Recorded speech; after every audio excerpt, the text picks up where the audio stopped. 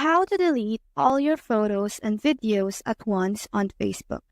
Now, if you want to delete the post that you have posted on your Facebook account, all you have to do is to tap on these three lines on the upper corner right here and click on the settings icon in the upper corner as well.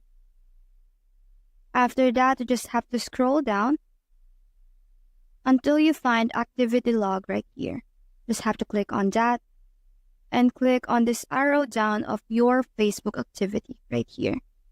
And scroll down until you find this section that says post.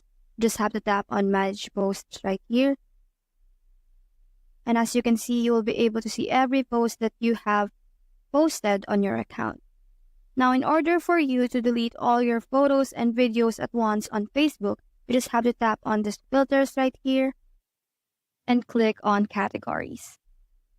You just have to tap on your post, photos, and videos right here. And now you can delete all your photos and videos at once on Facebook. You just have to select this section right here that says all and click on archive or trash right here. You just have to tap on this one. And those photos and videos will automatically move to trash.